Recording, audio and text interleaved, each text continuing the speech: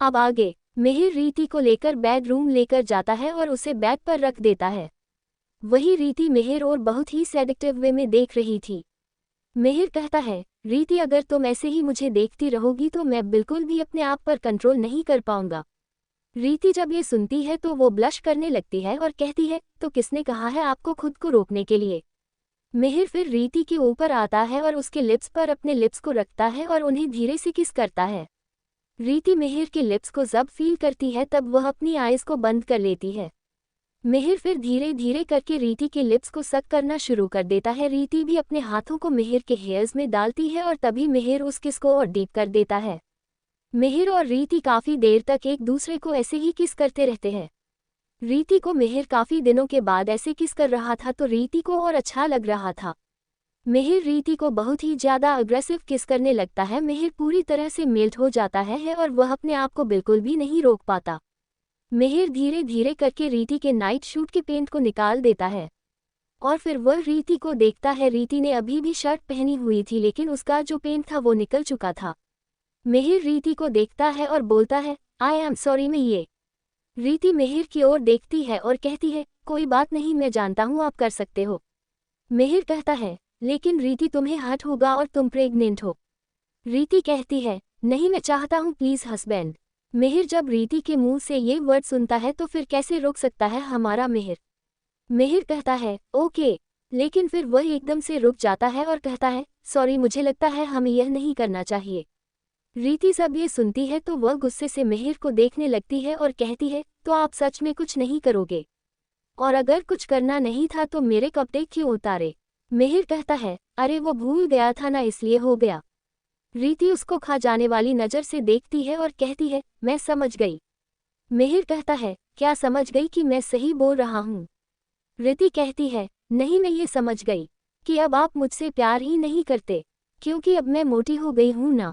आपको तो सुंदर सुंदर और स्लिम लड़कियाँ चाहिए और मैं तो अब मोटी हो गई। अब आप मुझे छोड़ना चाहते हो ना। रीति बोलते बोलते एकदम से इमोशनल हो जाती है और उसकी आंखों में पानी भर आता है। रीति फिर आगे कहती है, हाँ यही समझ गई हूँ मैं, अब मैं मोटी हो गई हूँ इसलिए आप मुझे छूना भी नहीं चाहते। पहले तो कहते थे मेरी रीति सबसे खूबसूरत है, अब क्या हुआ? अब तो बस बेड पर भी अकेली छोड़ दी जाती हूँ। मिहिर घबरा जाता है और कहता है, अरे नहीं रीति, ऐसा कुछ भी नहीं है, तुम मोटी नहीं हो, तुम प्रेग्नेंट हो और तुम अब भी उतनी ही खूबसूरत हो। रीति तुरंत पलटकर बोलती है, मतलब पहले मैं मोटी नहीं थी और अब हूँ? वाह हस्बैंड, बहुत बढ़िया। मिहिर अपना सिर पकड़ते हुए कहता है, नहीं नहीं, मेरा मतलब वो नहीं था, मेरा मतलब था। रीति बीच में ही काट देती है और कहती है, मतलब वही था, और अब तो आप मुझे पसंद भी नहीं करते, इसलिए रुके ना, वरना पहले तो आप खुद को रोक ही नहीं पाते थे। मिहिर कहता है, रीति मैं इसलिए रुका क्योंकि तुम्हें तकलीफ हो सकती है और डॉक्टर ने मना किया है। रीति कहती है, तो आप डॉक्टर की ज़्यादा सुनते हो या अपनी वाइफ की? मिहिर कहता है, डॉक्टर की, मतलब दोनों की। रीति झूठ मूठ कर रोते हुए कहती है, देखा, अब डॉक्टर भी मुझसे ज़्यादा इम्पोर्टेंट हो गया, मुझे आपसे बात ही नहीं करनी अब। रीति गुस्से में मुंह फुलाकर बेड से उठने की कोशिश करती है लेकिन जैसे ही उठती है कमर पकड़ लेती है। आह, ये सब आपकी वजह से हुआ है। मिहिर घबरा कर तुरंत आगे आता है और कहता है, क्या हुआ? दर्द हो रहा है? बैठो बैठो। रीति गुस्से से कहती है, हाथ मत लगाइए, अभी तो आप डॉक्टर की सुन रहे थे ना, अब क्यों याद आ गई वाइफ? मिहिर कहता हंसो, अरे बाबा मैं तो बस। रीति तकिया उठाकर उसकी तरफ फेंक देती है और कहती है, बस एक और शब्द बोला ना तो सच में रो दूंगी। मिहिर अपने आप से बुदबुदाता है, अभी जो हो रहा है वो रोना नहीं है क्या? रीति तुरंत पलटकर कहती है, क्या कहा आपने? मिहिर कहता है, कुछ नहीं, कुछ भी नहीं, मैं तो बस कह रहा था कि तुम बहुत क्यूट लग रही हो। रीति कहती है, क्यूट? मतलब अब मैं खूबसूरत नहीं रही, सिर्फ क्यूट रह गई हूँ। मिहिर पूरी तरह फंस चुका था, वह बेचारा रोने जैसा मुंह लेकर कहता है, नहीं तुम खूबसूरत भी हो, क्यूट भी हो, प्यारी भी हो, जान भी हो, मेरी पूरी दुनिया हो। रीति थोड़ी देर सोचती है फिर अचानक बोलती है, अच्छा अगर मैं आपकी दुनिया हूँ तो बाहर क्यों नहीं जा रहे?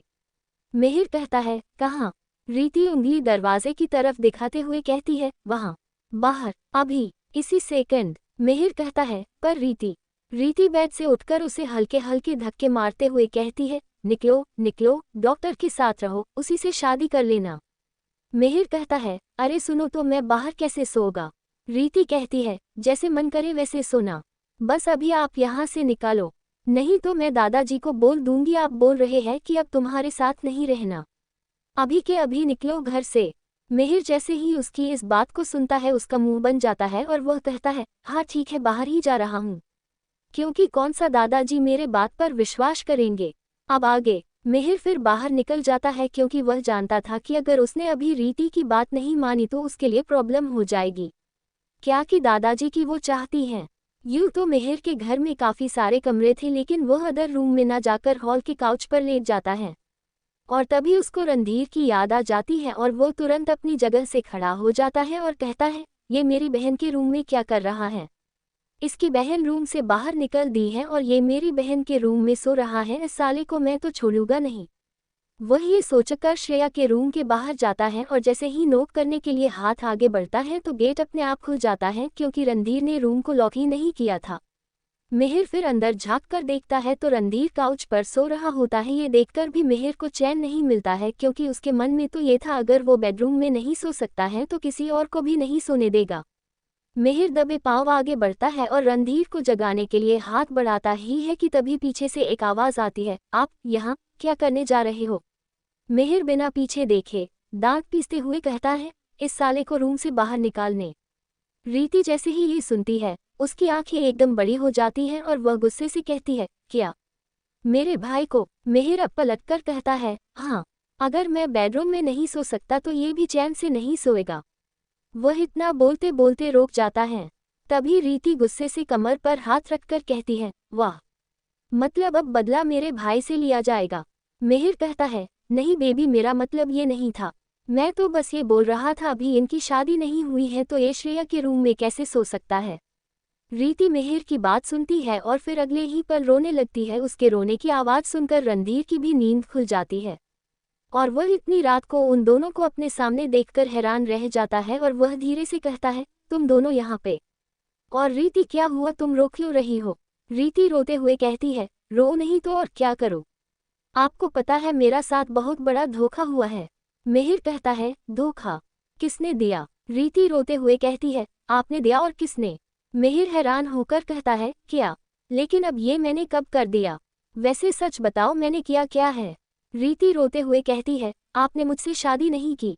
मिहिर कहता है, अरे किया तो है, याद करो। रीति कहती है, याद आप करो, आपने मुझसे शादी करी ही नहीं, बस फेरे लिए थे और ना मंगलसूत्र पहनाया था और सिंदूर लगाया था, मतलब आपने बिना शादी में मुझे प्रेग्नेंट कर दिया, आपने मेरी इज्जत लूट ली। रीति की बात सुनते ही मिहिर एक सेकंड के लिए बिल्कुल स्टैच्यू बन जाता है। फिर वो धीरे से अपनी आंखें बंद कर लेता है और मन ही मन कहता है, लोग कहते हैं कुल्हाड़ी हमेशा पैर पर ही लगती है, और यहाँ तो मैंने खुद अपने पैर पर नहीं, अपने पूरे सिर पर मार ली है। मैं कितनी शांति से हॉल के काउच पर सो रहा था, मुझे क्या जरूरत थी यहाँ आने की। इधर रीति का ड्रामा फुल ऑन चालू है। रीति रोते रोते अचानक रणधीर की तरफ देखती है और कहती है, देख रहे हो भाई, आपकी बहन के साथ क्या हो रहा है, मुझे बिना शादी के प्रेग्नेंट कर दिया, अब मैं क्या मुंह दिखाऊंगी दुनिया को। रणधीर की नींद पूरी तरह उड़ चुकी होती है। वो कभी मिहिर को देखता है, कभी रीति को। फिर रणधीर कहता है, रीति ऐसी बातें नहीं करते। रीति तुरंत पलटकर कहती है, मैं सही ही तो बोल रही हूँ, ये वो इंसान है जिसने मुझे बिना शादी के, बिना मंगलसूत्र के सीधे माँ बना दिया। रणधीर की आंखें फैल जाती हैं। व्हाट। मिहिर घबरा कर आंखें खोलता है और कहता है, ओ ऐसे रिएक्शन देना बंद करो, तुम्हें भी पता है वो सिचुएशन क्या थी, और वैसे भी मैंने पंडित को बुलाया तो था। रीति और तेज रोते हुए कहती है, भाई इनकी बात मत सुनो, आज अगर समाज को पता चला ना तो लोग कहेंगे बेचारी लड़की, इज्जत लुट गई। मिहिर दोनों हाथ जोड़ लेता है और कहता है, रीति प्लीज शांत हो जाओ, मैं तुमसे कल ही शादी कर लेता हूँ, ठीक है अब। रीति कहती है, हाँ आप यही तो चाहते हैं कि मैं अपनी शादी में मोटी और गंदी दिखूं। मिहिर कहता है, अच्छा तुम ही बताओ मैं क्या करूं। रीति कहती है, मुझे आपसे अब कुछ नहीं करवाना क्योंकि अब तो आप मेरे हस्बैंड भी नहीं हो। रणधीर धीरे से बोलता है, लेकिन आपने तो 7 फेरे लिए थे ना। रीति एकदम सीरियस होकर कहती है, 7 फेरे से क्या होता है, मंगलसूत्र नहीं, सिंदूर नहीं, मतलब अधूरी शादी। मिहिर सिर पकड़ लेता है और अपने मन में कहता है, इससे अच्छा मैं थोड़ा सा रोमांस ही कर लेता, कम से कम इतना सुनना तो नहीं पड़ता। अब आगे। मिहिर सिर पकड़ लेता है और अपने मन में कहता है, इससे अच्छा मैं थोड़ा सा रोमांस ही कर लेता, कम से कम इतना सुनना तो नहीं पड़ता। तभी रणधीर कहता है, मुझे लगता है ये वाला मामला तुम दोनों को अपने बेडरूम में जाकर शॉर्ट आउट करना चाहिए। तभी रीति रोते हुए कहती है, कौन सा बेडरूम, किसका बेडरूम? अब तो मेरा यहाँ पर कुछ है ही नहीं है, ना मेरा कोई घर है, ना मेरा कोई पति है, कुछ नहीं है मेरे पास। मिहिर कहता है, बेबी ऐसा नहीं बोलते, मैं हूं तो। रीति कहती है, तो मैं क्या करूं, आपका अचार डालो। मिहिर कहता है, नहीं अचार मत डालो, वैसे तुम इतना ज्यादा गुस्सा क्यों हो? रीति उसको घूरकर देखती है और कहती है, आपने एक तो मुझे प्रेग्नेंट कर दिया और ऊपर से आप ऐसा सवाल पूछने की हिम्मत कैसे कर सकते हो? मिहिर कहता है, अच्छा आई एम सॉरी, मुझे तुम्हें प्रेग्नेंट नहीं करना चाहिए।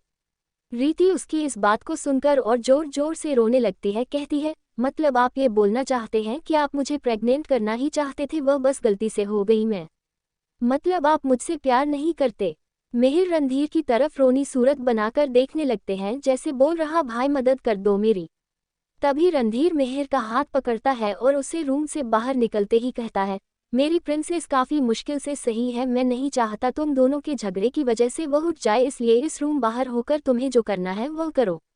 रणधीर मिहिर को जबरदस्ती कमरे से बाहर निकाल देता है और दरवाज़ा हल्के से बंद कर देता है और खुद उसके सामने आकर खड़ा हो जाता है। मिहिर बाहर आते ही सिर दीवार से टिका लेता है और कहता है, भाई मेरी जिंदगी में इतना ड्रामा क्यों है? रणधीर आंखें मटकाते हुए बोलता है, ड्रामा नहीं है ये प्रेगनेंसी पैकेज है, फ्री में इमोशनल ब्लैकमेल मिलता है। मिहिर गहरी सांस लेता है और कहता है, मैंने तो सॉरी बोला था, अब सॉरी बोलना भी क्राइम हो गया है। रीति की आवाज़ आती है, आप मेरे सामने खड़े होकर भी मुझे इग्नोर कर रहे हैं।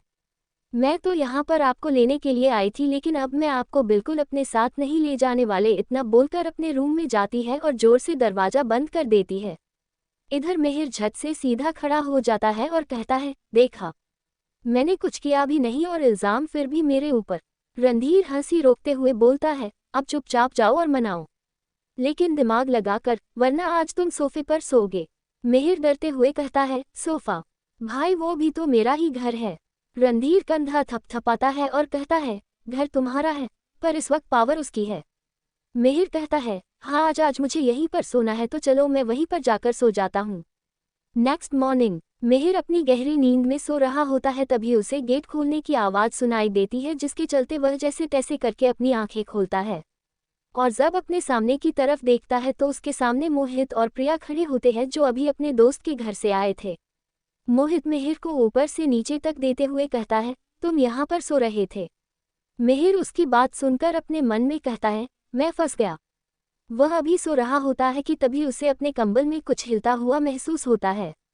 वह धीरे से ब्लैंकेट हटा के देखा है तो उसे वहां पर रीति दिखाई देती है, जो उसको पकड़कर सोए हुई थी।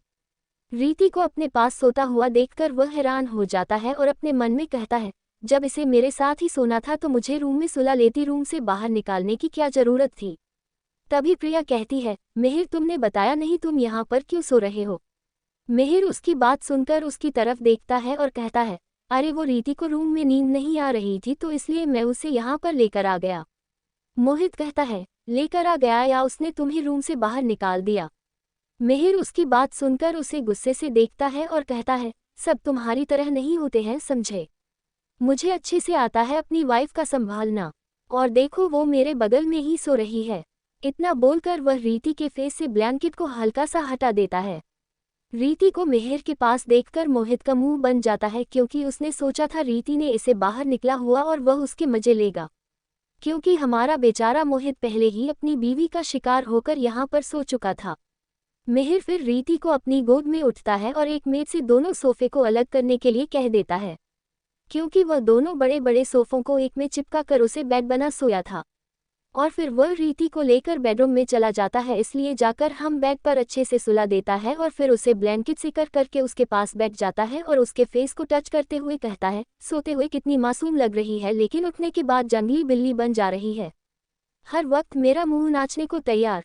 अब तो मुझे सच में ऐसा लग रहा है जैसे मैं इस छोटी सी बच्ची को प्रेग्नेंट करके कुछ ज़्यादा ही बड़ी गलती कर दिया, मुझे इसके बड़े होने का वेट करना चाहिए था। कम से कम इतना मूड स्विंग तो नहीं झेलना पड़ता है। वह ये सब बोल ही रहा होता है तभी उसका फ़ोन रिंग करता है। मिहिर जल्दी से फ़ोन को पिक कर लेता है कि क्यों नहीं चाहता था अभी रीति की नींद खुले। वह फ़ोन पर बात करने के लिए गैलरी में चला जाता है और कुछ देर बाद बात करके वापस आता है और उसके चेहरे को देखकर कोई बता सकता था उसका दिमाग बहुत ज़्यादा खराब है। अब आगे मिहिर थोड़ी देर बाद तैयार होकर नीचे हॉल में आता है। उसको इतनी सुबह रेडी हुआ देखकर सारे लोग हैरान हो जाते हैं। मोहित कहता है, तुम आज इतनी सुबह रेडी क्यों हुए हो? मिहिर कहता है, मुझे कुछ जरूरी काम है, मैं बाहर जा रहा हूँ। और फिर वह मैथ्स की तरफ देखकर कहता है, रीति को 1 घंटे बाद उठा देना और उसे अच्छे से नाश्ता कर देना। और उसका ध्यान रखना क्योंकि मुझे घर आने में रात हो सकती है। मोहित उसको इतना ज़्यादा सीरियस देखकर थोड़ा सा परेशान हो जाता है और उसके पास आते हुए कहता है, क्या हुआ, कोई प्रॉब्लम है क्या? बताओ मुझे, मैं भी चलता हूँ तुम्हारे साथ। मिहिर कहता है, नहीं, तुम्हें कहीं जाने की ज़रूरत नहीं है, तुम प्रिया के पास रहो, उसका लास्ट मंथ चल रहा है, कभी भी कुछ भी हो सकता है, इसलिए तुम यहीं पर रहकर उसका ध्यान रखो, मैं आ जाऊंगा। मोहित कहता है, लेकिन मिहिर कहता है, लेकिन वेकिंग कुछ भी नहीं, घर पर रहो। और फिर वह वहां से निकल जाता है। थोड़ी देर बाद मिहिर एक बड़े से मेशन के अंदर एक लग्जरी रूम में बैठा हुआ होता है। तभी वहां पर एक औरत आती है जिसकी उम्र यही 52-53 साल के बीच होगी। वह आकर मिहिर के सामने सोफे पर बैठ जाती है और उसे ऊपर से नीचे तक देखते हुए कहती है, तो इतने सालों बाद तुम्हें मेरी याद आई? मिहिर उस औरत को एक नज़र देखता है और कहता है, मुझे आपकी हर रोज याद आती है, वह आपसे जिन्होंने हमें अलग किया है। वह औरत कहती है, ये तुम कैसी बातें कर रहे हो, एक माँ अपने बेटे को अलग कैसे कर सकती है खुद से? वह तुम थे जिससे मेरे साथ नहीं रहा था। मिहिर कहता है, मॉम, मुझे आपके साथ नहीं रहना था, आपके बात कितनी आसानी से कह रही है, लेकिन मुझे आपके साथ रहना क्यों नहीं था, आप ये क्यों नहीं बता रही हैं? उसकी मॉम, जिनका नाम रोशनी होत है, वह मिहिर की तरफ ध्यान से देखती है और फिर कहती है, तुम फिर से पुरानी बातों को लेकर बैठ गए। मिहिर कहता है, मॉम, मैंने जो उसे वक्त कहा था वह भी सही था और जो मैं आज आपसे कहने आया हूँ वह भी सही है, और इस बार मैं आपके साथ प्रूफ लेकर आया हूँ। रोशनी जी कहती है, मिहिर, आखिर तुम्हारी प्रॉब्लम क्या है? आखिर तुम अपने डैड को अपना डैड क्यों नहीं मान सकते हैं? मिहिर कहता है, क्योंकि वो इंसान डैड कहलाने लायक नहीं है, वह तो आपके पति बनने लायक भी नहीं है। और यह बात आप अच्छे शांति है, लेकिन फिर भी आप उसके प्यार में पागल है। इतनी पागल क्या आपको अपने बच्चे भी दिखाई नहीं देते? आपको पता है इस बार आपके पति ने क्या किया है? उसने मेरी बहन को मारने की कोशिश किया, और मेरी वाइफ को भी। रोशनी जी कहती है, तुम्हें मुझे बताने की ज़रूरत नहीं है, मुझे सब पता है और मुझे ये भी पता है उन्होंने ऐसा क्यों किया। वो जो भी कर रहे हैं सब तुम्हारे लिए कर रहे हैं। तुम्हें सोचा अगर दुनिया वालों को ये पता चली वह बिना शादी के प्रेग्नेंट हो गई है तो क्या होगा? तुम इतने बड़े बिजनेसमैन हैं, तुम्हारी इज्जत की धज्जियां उड़ जाएंगी। मिहिर उसकी बात सुनकर उन्हें गुस्से से दिखने लगता है, कहता है, सच में आपका कुछ नहीं हो सकता, आप अभी भी उसे इंसान के पीछे उतना ही पागल है जितना कल थी। और फिर वह अपनी जेब से एक फाइल निकालता है और टेबल पर रख देता है। फाइल खुलते ही कुछ तस्वीरें, मेडिकल रिपोर्ट्स और एक रिकॉर्डिंग दिखाई देती है। और फिर कहता है, ये प्रूफ है, सीसीटीवी फुटेज, डॉक्टर की रिपोर्ट और वो कॉल रिकॉर्डिंग। रोशनी जी के हाथ कांपने लगती हैं। वह फाइल की तरफ देखती हैं, लेकिन छूने की हिम्मत नहीं कर पाती। मिहिर आगे झुकता है और उन सारे फोटोज को फैला के उनके सामने रख देता है और कहता है, अपनी आंखों से देख सकती है आपके पति इस लड़की के साथ क्या कर रहे हैं, और उनकी नज़दीकी देखकर आपको सब पता चल गया होगा इनका रिश्ता क्या हो सकता है। वैसे क्या अब भी आप कहेंगी कि वो सब मेरे लिए कर रहे थे? और हाँ, इसमें जो कॉल रिकॉर्डिंग है उसे सुनने के बाद आपको ये साफ हो जाएगा कि वह हम दोनों भाई बहन के साथ क्या करने वाले थे।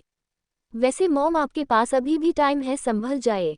रोशनी जी उस हल्क उठाती है और उसमें पड़ी सारी तस्वीरें को देखते हैं और फिर वह मिहिर की तरफ देखते हुए कहती है, मैं सच कहूँ तो मैं इन तस्वीरों पर अभी भी विश्वास नहीं करती, लेकिन फ्री में तुम्हारी बात सुनना चाहती हूँ, बोलो तुम मुझसे क्या चाहते हो, मैं वह करूँगी। लेकिन एक बात याद रखना, अगर तुम गलत निकले तुम्हें वह करना होगा जो मैं तुमसे चाहती हूँ। तुम्हें मेरे पास वापस लौटना होगा अपने दादाजी को और अपनी बहन को छोड़कर, और अपनी उसे बीवी को भी। मिहिर कहता है, अगर मैं सच में कहूँ तो मुझे आपके पति से निपटने के लिए आपकी कोई ज़रूरत ही नहीं है, लेकिन मैं आपके इस चैलेंज को एक्सेप्ट करता हूँ क्योंकि मुझे वह इंसान को सड़क लाना है पहले, उसके बाद मुझे उसकी जान लेनी है। रोशनी जी को उसकी बातें सुनकर काफी ज्यादा गुस्सा आ रहा होता है, लेकिन फिर वह अपने गुस्से पर कंट्रोल करती है और कहती है, बताओ मुझे क्या करना है।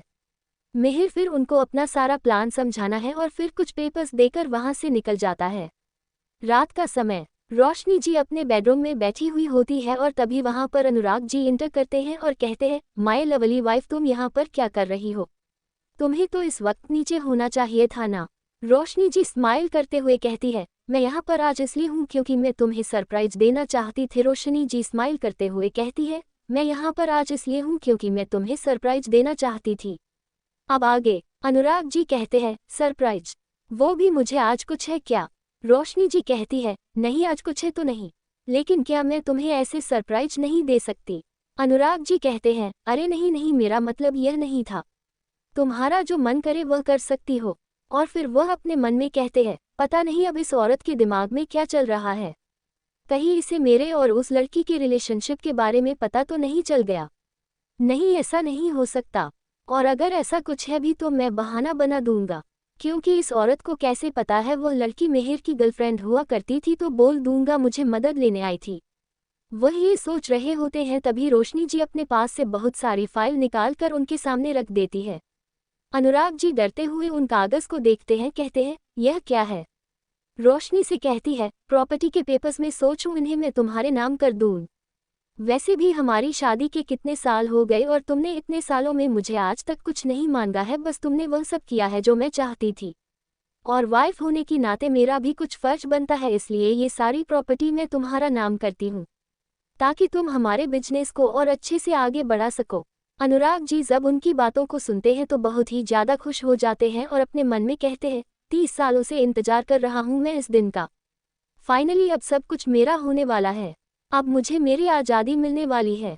30 सालों से एक अच्छा पति और एक अच्छा बाप बनने का दिखावा करते करते थक गया हूँ मैं। कितना मुश्किल से मैंने अपने इस 30 सालों को निकाला है, कोई सोच भी नहीं सकता है। मैंने इसके बाद को ये सोचकर मारा किसके मरने के बाद सारी प्रॉपर्टी मेरी हो जाएगी, लेकिन वो बुद्ध को ज़्यादा ही चालाक निकला। अपनी 60% प्रॉपर्टी इस औरत के नाम कर दिया और 40% उन बच्चों के नाम जब पैदा भी नहीं हुए थे।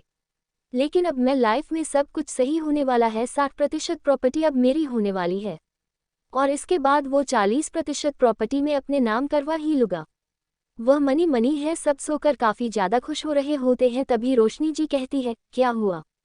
तुम्हें चाहते हैं मैं इसे तुम्हारा नाम करूं? अनुराग जी जल्दी से अपने सेंस में वापस आते हैं और कहते हैं, अरे मैं तो बस ये सोच रहा था कि तुम जो भी सोची होगी कुछ अच्छा ही सोचकर यह कर रही होगी। वैसे भी तुम तो मेरी रानी हो और मैं तुम्हारा एक गुलाम, मैं तुम्हारी आज्ञा को कैसे मना कर सकता हूँ? तुम जो चाहे वह कर सकती हो, लेकिन अभी नहीं, 2 दिन बाद। रोशनी से कहती है, 2 दिन बाद? लेकिन ऐसा क्यों? अनुराग जी हल्की सी मुस्कान के साथ बड़ी ही सधी हुई आवाज में कहते हैं, देखो रोशनी, मैं चाहता हूँ कि ये काम ऐसे ही जल्दी जल्दी में ना हो। ये प्रॉपर्टी सिर्फ कागज नहीं है, इसमें तुम्हारी मेहनत, तुम्हारा नाम और तुम्हारी इज्जत जुड़ी हुई है। मैं चाहता हूँ कि तुम 1-2 दिन और अच्छे से इस बारे में सोच लो और फिर तुम फैसला करो। वैसे भी हम दोनों बैठे हुए थोड़ी हैं, जो तुम्हारा है वह मेरा है और जो मेरा है वह तुम्हारा है। रोशनी जी की बातें सुनकर अपने मन में कहती है, मिहिर तुम हार गए, मेरा पति मुझे कभी धोखा दे नहीं सकता। वो मुझे इस दुनिया में सबसे ज़्यादा मुझे प्यार करता है, अपने बच्चों से भी ज़्यादा। मेरा पति सबसे अलग है। और फिर वह अनुराग जी की तरफ देखते हुए कहती है, मैंने सारे फैसला सोच समझ के लिए है, इसलिए मैं इन पर सिग्नेचर करने जा रही हूँ। अनुराग जी उनकी बात सुनकर कहते हैं, अब तुम ये चाहती हो तो यही सही, लेकिन क्या तुम सिग्नेचर करने से पहले मेरे लिए अपने हाथों से बनी कॉफ़ी ला सकती हो क्या? मेरे सर में बहुत ज़्यादा दर्द हो रहा है। रोशनी जी मुस्कुराते हुए कहती है, ठीक है मैं भी लेकर आती हूँ। थोड़ी देर बाद रोशनी जी उन सारी डॉक्यूमेंट पर सिग्नेचर करके उन्हें दे देते हैं। अनुराग जी इन पेपर्स को देखकर स्माइल करने लगते हैं और फिर अपने मन में कहते हैं, कल की सुबह बहुत कुछ बदलने वाला है। वहीं दूसरी तरफ शाम को जब मिहिर घर के अंदर कदम रखता है तो पूरे घर में एक अजीब सी खामोशी फैली होती है। वह जैसे ही हॉल की तरफ बढ़ता है, उसकी नज़र सोफे पर बैठी रीति पर पड़ती है। रीति का चेहरा सख्त होता है, आंखें थोड़ी लाल और भरी भरी, वह मिहिर की तरफ देखती तक नहीं। मिहिर धीरे से कहता है, रीति, लेकिन रीति उसकी आवाज़ सुनकर दूसरी तरफ मुंह फेर लेती है। उसके चेहरे से साफ झलक रहा होता है कि वह किसी बात पर बहुत नाराज़ है। मिहिर थोड़ा घबरा जाता है और कहता है, क्या हुआ? मैंने कुछ किया क्या? इतना सुनते ही रीति उठकर खड़ी होती है। वह 2 कदम मिहिर की तरफ बढ़ती है, जैसे कुछ कहेगी। लेकिन अगले ही पल वह अचानक मिहिर से जोर से लिपट जाती है और कहती है, आप बहुत बुरे हो। इतना कहकर वह बिल्कुल छोटे बच्चे की तरह सिसक सिसक कर रोने लगती है। मिहिर पूरी तरह घबरा जाता है और वह उसके बालों में हाथ फेरते हुए कहता है, अरे क्या हुआ मेरी जान? तुम रो क्यों रही हो? किसी ने कुछ कहा क्या? रीति रोते रोते बोलती है, आपने आज मुझे कॉल भी नहीं किया, मुझे लगा आप मुझे छोड़कर चले गए। आपको मेरी बिल्कुल परवाह ही नहीं है। मिहिर अब समझ चुका होता है ये उसके मूड स्विंग्स की वजह से हो रहा है। वह हल्की मुस्कान के साथ उसे और कसकर थाम लेता है और कहता है, अच्छा ठीक है, सॉरी, मेरी गलती थी। मुझे तुम्हें छोड़कर नहीं जाना चाहिए था। अब बताओ मैं तुम्हारे लिए क्या करूं जिससे तुम रोना बंद करोगी? अब आगे रीति रोते हुए कहती है, मुझे आइसक्रीम खाना है। मिहिर कहता है, बस इतनी सी बात है, मैं अभी मंगा देता हूँ। रीति रोते हुए कहती है, नहीं, मुझे बाहर जाकर खाना। मुझे घर में नहीं खाना, मुझे बाहर जाना है। मिहिर कहता है, रीति पर तुम ऐसे बाहर नहीं जा सकती। रीति कहती है, क्यों नहीं जा सकती? मिहिर कहती है, क्योंकि तुम। वह बोलते बोलते रुक जाता है। तभी रीति कहती है, क्योंकि मैं मोटी हो गई हूँ, बहुत ज्यादा गंदी दिख रही हूँ, आपको शर्म आएगी ना मुझे बाहर ले जाते हुए? इसलिए आप मुझे नहीं ले जा रहे हो ना? मुझे पता था आप ऐसा ही करोगे। इतना बोलकर वह और ज्यादा रोने लगती है। तभी वहां पर दादाजी आ जाते हैं और कहते हैं, क्या हुआ, तुम रो क्यों रही हो? मिहिर, अब तुमने क्या कर दिया? मिहिर उनको गुस्से से देखता है और कहता है, आपको हमेशा ऐसा क्यों लगता है कि मैंने ही कुछ किया होगा? रीति कहती है, क्योंकि उन्हें पता है सारी गलती आपकी होती है। दादाजी कहते हैं, हाँ मुझे पता, इसलिए पूछ रहा हूँ, बात तुमने क्या किया? मिहिर कहता है, मैंने कुछ नहीं किया दादाजी, इसे बाहर जाना है और मैंने मना किया इसलिए रो रही है। दादाजी कहते हैं, हाँ तो क्या हुआ, लेकर जाओ ना, घर में रह रह के परेशान हो गई होगी। रीति कहती है, सच में दादाजी, एक आप ही है जो मुझे अच्छे से समझते हैं और मुझसे प्यार करते हैं। मिहिर कहता है, हाँ मैं तो दागता हूँ ना। रीति दादाजी की तरफ देखती है और कहती है, देखा दादाजी, ये मुझसे कैसे बात कर रहे हैं? दादाजी हल्की सी मुस्कान के साथ मिहिर की तरफ देखते हैं और कहते हैं, अरे अरे बस करो तुम दोनों। मिहिर, ये रो रही है तो इसकी बात सुनो। मिहिर गहरी सांस लेता है, फिर थोड़ा नर्म पड़ते हुए कहता है, रीति, बाहर जाने से मना इसलिए नहीं किया था कि तुम कैसी देख रही हो। तुम्हें ठंड लग जाएगी, डॉक्टर ने भी ज्यादा बाहर घूमने से मना किया है। रीति सुबकते हुए कहती है, आप हमेशा यही बोलते हैं, लेकिन मुझे लगता है आप अब मुझे पहले जैसा प्यार ही नहीं करते। मिहिर चौंक जाता है और फिर कहता है, रीति, तुम पागल हो क्या? तुम जैसी हो मुझे वैसी ही सबसे ज्यादा पसंद हो। फालतू की चीज मत सोचा करो, समझ में आया? रीति उसकी तरफ देखती है और कहती है, सच में मैं आपको पसंद हूँ। मिहिर उसके आंसू पोंछते हुए कहता है, सच में? चलो आइसक्रीम खाने चलते हैं बाहर। रीति एकदम से चुप हो जाती है, फिर बच्चे जैसी मुस्कान के साथ कहती है, पक्का, लेकिन मुझे सारे फ्लावर्स के आइसक्रीम खाने। मिहिर हल्की सी मुस्कान के साथ सिर हिलाता है और कहता है, हाँ भाई ठीक है, लेकिन ज्यादा नहीं। रीति खुशी खुशी उठकर खड़ी हो जाती है और कहती है, मैं अभी तैयार होकर आती हूँ। मिहिर दादाजी की तरफ देखते हुए बुदबुदाता है, आप दोनों मिलकर मुझे ही पागल बना दोगे। दादाजी आंख मारते हुए कहते हैं, अरे यही तो शादी का मजा है। थोड़ी देर बाद मिहिर अपनी कार को एक बड़े से आइसक्रीम पार्लर के सामने रोकता है। रीति जैसे ही उसे सामने देखता है उसकी आंखों में शाइनिंग आ जाती है। रीति और मिहिर दोनों कार से उतरते हैं और सीधा उसके अंदर जाते हैं। मिहिर उसमें जितनी भी सारे फ्लेवर्स की आइसक्रीम थी वह सब कुछ लेता है और रीति के सामने रख देता है। रीति के फेस पर एक अलग ही शाइनिंग थी जिसे देखकर मिहिर शॉक हो जाता है, लेकिन उसे रीति की ये शाइनिंग बहुत पसंद आती है और वो कहता है, क्या तुम अब खुश हो? रीति कहती है, ऑफ कोर्स मैं बहुत खुश हूँ। आप नहीं जानते ये सब मुझे बहुत पसंद है और आपके बेबी को भी पसंद है। ये जो आपका बच्चा है ना, इनको सारे फ्लेवर्स पसंद है, इसलिए मुझे आइसक्रीम खाना पड़ता है। मिहिर उसकी सारी बातों को सुन रहा होता है और स्माइल कर रहा होता है। तभी रीति मिहिर की तरफ देखती है और कहती है, हस्बैंड आप नहीं खाओगे? मिहिर कहता है, नहीं तुम खाओ, मैं तुम्हें देखकर ही खुश हूँ। रीति कहती है, आपकी मर्जी, बाद में मत कहना मैंने आपसे पूछा नहीं। मिहिर कहता है, ओके मैं नहीं कहूँगा, तुम जितना खाओ उतना खा लो। रीति एक स्माइल करती है और सारी आइसक्रीम खा लेती है। तभी मिहिर कहता है, तुम्हें नहीं लगता तुमने कुछ ज्यादा ही खा लिया है? रीति पप्पी फेस बनाती है और कहती है, आप मुझे भुक्कड़ कह रहे हो? मिहिर की आंखें बड़ी बड़ी हो जाती हैं। रीति का ऐसा फेस देखकर उसकी हार्ट बीट बहुत फास्ट हो जाती है। वो अपनी मुठ्ठियां भींचता है और कहता है, नहीं रीति, प्लीज ऐसा मत करो। रीति अपनी पार्टी लिप्स बनाती है और कहती है, आप बिल्कुल भाई के जैसे हो। वह भी मुझसे ऐसे ही कहते हैं और आप भी मुझसे ऐसे ही कहते हो। आप बहुत बुरे हो, मैं आपसे बात नहीं करूंगी। मिहिर कहता है, रीति आई एम सॉरी, मैं तो बस मजाक कर रहा था। रीति कहती है, बिल्कुल भी नहीं, आप मुझसे दूर रहो, समझे आप? अगर आपने मुझसे बात की तो मैं क्या करूंगी आप नहीं जानते। और हाँ, मुझसे दूर रहना, मेरे कमरे में भी मत आना, वरना मैं तुम्हें लात मार कर भगा दूंगी। मिहिर शॉक हो जाता है, उसने रीति का ये रूप कभी नहीं देखा था, लेकिन मिहिर को नहीं पता कि रीति के हार्मोन्स अचानक चेंज होने की वजह से ये सब कुछ हो रहा है। मिहिर कहता है, रीति मेरी बात सुनो। रीति अचानक रोने लगती है और कहती है, आप बहुत बुरे हो, आपने मुझे बुक्कड़ कहा। कोई अपने वाइफ को बुक्कड़ कहता है क्या? मैं आपसे नफरत करता हूँ। मिहिर डर जाता है क्योंकि यह पहली बार था जब रीति इतनी भड़की थी। मिहिर कहता है, रीति I am sorry, really sorry, मैं सच कह रहा हूँ, मेरा ऐसा कोई इरादा नहीं था तुम्हें हर्ट करने का। रीति कहती है, आपने मुझे हर्ट किया है और अब मैं आपसे बात नहीं करूंगी। आप बहुत गंदे हस्बैंड हो, बहुत गंदे। तभी वहाँ कुछ लोग आ जाते हैं। रीति उन सब की तरफ देखती है और कहती है, आप सबको पता है यह मेरे हस्बैंड है और यह कहते हैं कि मैं भुक्कड़ हूँ। सभी लोग गुस्से में मिहिर को देखते हैं। तभी एक लेडी मिहिर के सामने आती है और कहती है, क्या तुम्हें पता भी है, एक लेडी जब प्रेग्नेंट होती है तो उसकी कितनी सारी इच्छाएं होती हैं? मिहिर कहता है, पर मैं तो मजाक कर रहा था। तभी वो लेडी एक स्माइल करती है और कहती है, कोई बात नहीं, मैं तुम्हें बताऊं, ये सब उसकी प्रेगनेंसी के हार्मोन्स की वजह से है। तुम टेंशन मत लो, लेकिन फिर भी मैं तुमसे एक बात कहती हूँ, उसे अच्छे से मनाओ। वैसे तुम्हारी वाइफ बहुत क्यूट है, मैंने इतना ब्यूटीफुल लेडी पहले कहीं नहीं देखी। मिहिर को नहीं पता, लेकिन उसे बहुत प्राउड फील होता है, उसे ऐसा लगता है कि रीति बस उसकी है।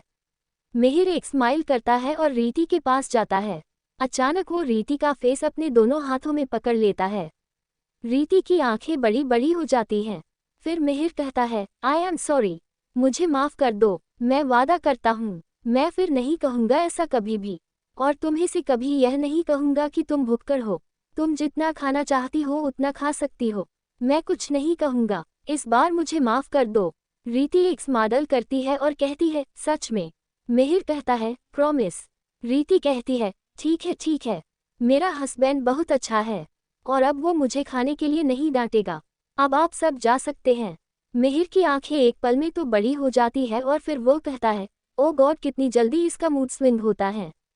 और फिर वह रीति का हाथ पकड़ता है और कहता है, क्या अब हम चलें? रीति कहती है, हाँ ठीक है। मिहिर फिर जल्दी आइसक्रीम का बिल पे करता है और उसके बाद वह दोनों कार में बैठकर सीधा मेंशन के लिए निकल जाते हैं। अब आगे नेक्स्ट मॉर्निंग का सीन देखते हैं। रीति धीरे धीरे अपनी आइज को ओपन करती है। रीति जब अपनी आइज को ओपन करती है तो उसके सामने मिहिर का फेस था। रीति मिहिर को देखकर स्माइल करती है और बोलती है, सच में ये बहुत हैंडसम है। और फिर वह मिहिर के फोरहेड सॉफ्ट सा लिटिल सा किस करती है और मिहिर की ओर देख रही थी। मिहिर बहुत ही प्यारा लग रहा था।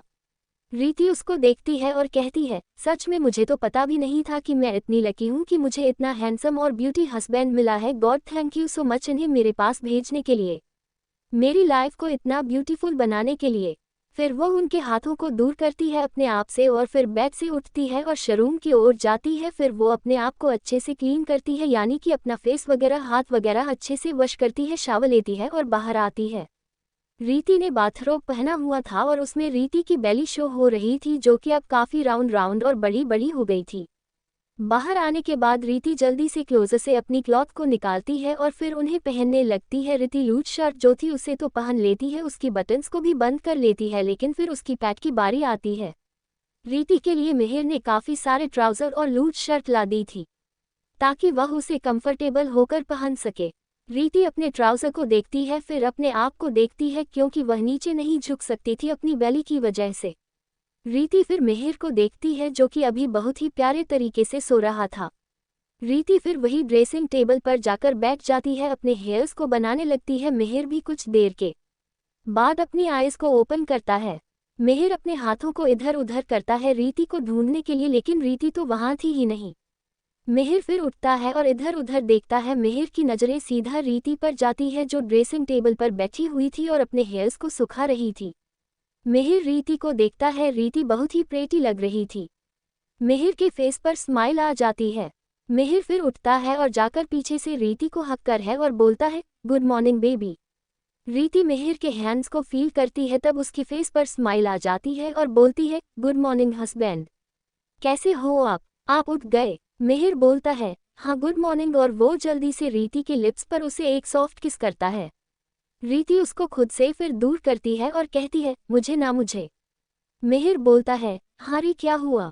रीति कहती है, वो मुझे पैक पहननी थी। मिहिर स्माइल करता है और बोलता है, हाँ ठीक है मैं पहना देता हूँ, उठो। रीति जल्दी से उठ जाती है। मिहिर उसको देखता है क्योंकि रीति ने नीचे कुछ भी नहीं पहना हुआ था, उसकी जो लेग्स थी वो शो हो रही थी। मिहिर स्माइल करता है और फिर पैंट को लेता है और फिर उसे अच्छे से क्लोथ को पहना देता है। रीति तो बहुत प्लश कर रही थी, उसे बहुत ही ज़्यादा मतलब शाय फील हो रहा था ऐसे सब चीज़ें करना। मिहिर उसको कपड़े पहनने के बाद उसे देखता है जिसके फेस पर बहुत बड़ी वाली स्माइल थी। मिहिर फिर रीति को ड्रेसिंग टेबल पर बैठता है और उसके बालों को अच्छे से बनाता है। बालों को बना लेने के बाद फिर बोलता है, रीति तुम्हें कुछ मन है खाने का। रीति कहती है, हाँ मुझे ना स्पाइसी सा खाना है। मिहिर बोलता है, ओके तुम बस थोड़ी देर यहाँ पर बैठो, मैं शावर लेकर आता हूँ, फिर साथ में चलेंगे। थोड़ी देर बाद मिहिर रीति को लेकर रूम से बाहर आता है। फिर वो जल्दी से हॉल के अंदर आते हैं। हॉल के अंदर जैसे ही वो आते हैं तो देखते हैं कि रणधीर वहाँ अपनी बेबी के साथ बैठ हुआ था और वो दादाजी से बातें कर रहा था और बेबी से वो दोनों ही खेल रहे थे। ये देखकर मिहिर के फेस पर स्माइल आ जाती है।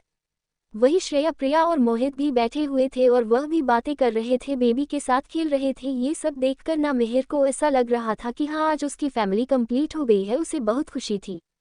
मिहिर फिर रीति को वहां लेकर आता है और उसे भी सोफे पर बिठा देता है। तभी दादाजी रीति को देखते हैं और कहते हैं, बेटा कैसी हो तुम। रीति स्माइल करती है और बोलती है, दादाजी मैं ठीक हूँ, आप कैसे हो। दादाजी स्माइल करते हैं और बोलते हैं, मैं बहुत अच्छा हूँ, मैं क्यों अच्छा नहीं हूँगा, देखो मेरे घर में अब इतने सारे बेबी आने वाले हैं, मैं तो बस अब उनके साथ खेलना चाहता हूँ। ये बोलकर वह स्माइल करने लगते हैं। रीति भी स्माइल करती है और फिर इसी तरह से वह काफ़ी देर बातें करते हैं। बातें करने के बाद फिर सभी लोग ब्रेकफास्ट करने के लिए चले जाते हैं। ब्रेकफास्ट टेबल पर सभी लोग बैठे हुए थे। मिहिर रणधीर की ओर देखता है, फिर अपने दादाजी की ओर, फिर बेबी की ओर देखता है और फिर बोलता है, रणधीर श्रेया कहाँ है। रणधीर कहता है, वो अभी रूम में है, वो कल देर से सोई थी ना, इसीलिए उसे शायद नींद आ रही थी तो मैंने उसे जगाया नहीं, मैं सोचा कि उसे अच्छे से सोने दूं, वैसे भी वो बीबी की वजह से बहुत ही कम सो पाती है। मिहिर कहता है, ओके ठीक है। इसके बाद सभी लोग अपने ब्रेकफास्ट को अच्छे से कर लेते हैं। ब्रेकफास्ट कर लेने के बाद मिहिर रीति को रूम में छोड़ता है और फिर वह अपने ऑफिस निकल जाता है क्योंकि आज उसकी एक इम्पोर्टेंट मीटिंग थी। वैसे तो ज़्यादा मीटिंग्स को मिहिर अब अटेंड ही नहीं करता था, यानी जितना भी काम था वो घर से करता था, क्योंकि अब रीति का भी मतलब प्रेगनेंसी की जो डेट थी वो करीब आ रही थी, तो मिहिर जो था वह अब घर से ही काम करने लगा था। इसीलिए अब धीरे धीरे करके टाइम बीत रहा था। रणधीर ने भी अब काम करना शुरू कर दिया था। पहले तो रणधीर ने बहुत सारी कंपनी के पास जाकर ट्राई किया था जॉब के लिए, लेकिन उसे कहीं भी पहले जॉब नहीं मिली। लेकिन बाद में जब मिहिर ने देखा कि रणधीर जॉब नहीं मिल रही है तो मिहिर ने उसे कहा कि वो उसका कंपनी में उसके साथ जॉब कर सकता है, कहीं पर भी एक नॉर्मल वर्कर की तरह। तो रणधीर ने मना कर दिया, लेकिन फिर बाद में रणधीर मान गया क्योंकि वह जानता था कि अगर वह जॉब करेगा तभी वह अपनी फैमिली के लिए कुछ कर सकता है, क्योंकि वह श्रेया और बेबी के सारे खर्चों को खुद उठाना चाहता था। इसीलिए मिहिर की कंपनी में जॉब करने के लिए वह मान गया। धीरे धीरे करके रणधीर वर्क के अंदर बहुत अच्छा हो रहा था और ऐसे ही करके टाइम बीत रहा था। अब रीति की डिलीवरी होने के लिए बहुत ही कम टाइम था। धीरे धीरे 2 महीने बीत चुके थे, कैसे बीते ये पता भी नहीं चला। अब किसी भी वक्त रीति की डिलीवरी हो सकती थी। रीति अब ना बहुत ही अजीब हो गई थी, उसे 1 मिनट के में अंदर गुस्सा आ जाता और दूसरी ही मिनट वो शांत हो जाती, कभी रोने लगता बेवजह तो कभी कुछ खाने की डिमांड कर देती। मिहिर जानता था रीति ये जानबूझकर नहीं कर रही है। रीति के हार्मोन्स इस वक्त स्टेबल नहीं थे, वो चेंजेस उसके अंदर बहुत ही डिफरेंट थे। मिहिर पूरी रात नहीं सो पाता था। मिहिर बस पूरा दिन रीति का ख्याल रखने में बिजी हो गया था। मिहिर की जो कंपनी थी वह दादाजी और रणधीर मिलकर संभाल रहे थे, क्योंकि मिहिर ने देखा था कि इन 2 महीनों के अंदर रणधीर कितना काबिल बन गया है, कितनी सारी चीजें हैं जो वो समझने लगा है। वहीं दूसरी तरफ मोहित भी ज्यादा कंपनी पर ध्यान नहीं दे पा रहा था, क्योंकि उसकी वाइफ भी प्रेग्नेंट थी और उसको भी उसका ख्याल रखना था और उसकी भी अब किसी भी वक्त डिलीवरी हो सकती थी, इसलिए वह भी अब ज्यादा ऑफिस पर ध्यान नहीं दे पा रहा था। वहीं रणधीर अपने बेबी को संभाल रहा था और वो ऑफिस का काम भी कर रहा था। रणधीर मुश्किल से अपने घर के अंदर 3 घंटे सो पाता था, उसके बाद वह काम में लग जाता था। मिहिर और बाकी सब लोग देख रहे थे कि रणधीर कितनी मेहनत कर रहा है और मिहिर को फाइनली लग रहा था कि हाँ, रणधीर सुधर गया है, अब पूरी तरह से सुधर गया है। फिर भी स्टिल वह उसे माफ करने के लिए तैयार ही नहीं था। अब आगे सुबह सारे लोग नीचे हॉल में बैठे हुए होते हैं और हंसी मजाक कर रहे होते हैं। तभी एक नौकर जाकर मिहिर को इन्फॉर्म करता है कि एक लेडी उनसे मिलने आई है। मिहिर उस नौकर को उस लेडी को अंदर लाने के लिए कह देता है और तभी नौकर के साथ एक लेडी अंदर आती है, जिसे देखने के बाद मिहिर तो ज्यादा हैरान नहीं होता है, लेकिन श्रेया और दादाजी बहुत ही ज्यादा हैरान हो गए होते हैं। रणधीर, मोहित और प्रिया भी ज्यादा रिएक्ट नहीं करते हैं और वही रीति उन्हें कंफ्यूज होकर देख रही होती है। मिहिर कुछ बोलने वाला होता है, उससे पहले श्रेया गुस्से भरी आवाज में कहती है, आप यहाँ पर क्या कर रही हैं? आपकी हिम्मत कैसे हुई मेरे घर में आने की? श्रेया की बात सुनकर उस लेडी के आंखों में आंसू आ जाते हैं और वही दादाजी श्रेया को शांत करवाते हुए कहते हैं, शांत हो जाओ, वह तुम्हारी मॉम है। कोई अपनी मॉम से इस तरह से बात करता है क्या? श्रेया अजीब तरीके से मुस्कुराने लगती है और कहती है, ओह, तो ये मेरी मॉम है। सॉरी, मैं भूल गई थी, या फिर ये कहूँ, मैं सच में नहीं भूलना चाहती हूँ। मैं भूलना चाहती हूँ कि मैं उनकी बेटी हूँ। मिहिर कहता है, श्रेया मिहिर की तरफ अपनी आंसू भरी आंखों से देखती है और कहती है, आप मुझे इस औरत के लिए डांट रहे हैं? और फिर वह रोशनी जी की तरफ देखते हुए कहती है, देखा, अपने आपके यहाँ आते ही मेरा भाई मुझसे दूर हो गया, वह आपका पक्ष ले रहा है। रोशनी जी कहती है, श्रेया प्लीज गुस्सा करना बंद करो, अभी 2 महीना पहले ही तुम्हारी डिलीवरी हुई है, तुम्हारे लिए इस तरह से गुस्सा करना अच्छा नहीं है।